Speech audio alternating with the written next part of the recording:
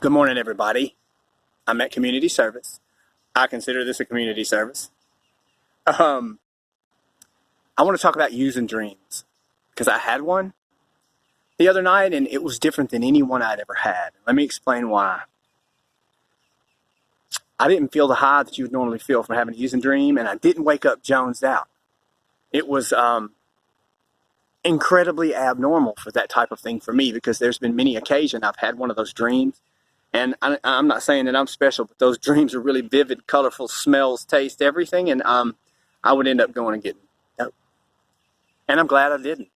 I'm glad that this time it was different. All I felt was fear because I'm doing community service 5 days a week. And I've been given a reprieve from going back to lockup. And I'm so thankful for that.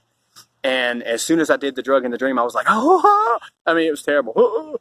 I mean, I was like terrified. And when I woke up, I'm like, oh my, that was a dream. Thank you, God.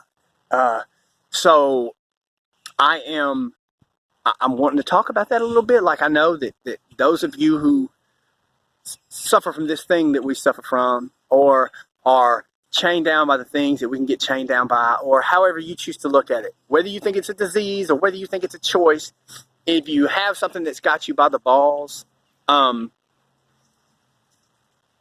it's scary and it's got you, you think, but you can undo that. You can break those chains. You can get rid of that demon. I call it a demon. But understand, using dreams are part of it. I had a guy that had 25 plus years in recovery that told me one time after an anonymous meeting that, you know what, those dreams tell me that I'm an addict and that I'm asleep. And that's a great way to see it. And I know that if the rest of my dreams go as this one did, should I ever have another one? That's what it'll tell me, hopefully.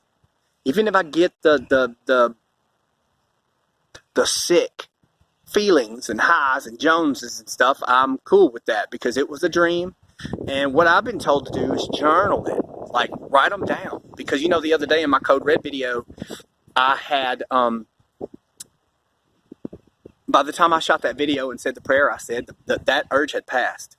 And if I'd only known, like I said in the video, if I'd only known that that's how easily that could be undone, if I'd only known that all this time, not saying I'd have done anything different, but I do know there's something different to do now. And I'm thankful for the knowledge I've gained. You know, I've been to $10,000 a month treatment facilities and came home and gotten high, but I've got the tools and, you know, it's fine. I finally dusted them off, got the rust off of them, and I'm starting to use them.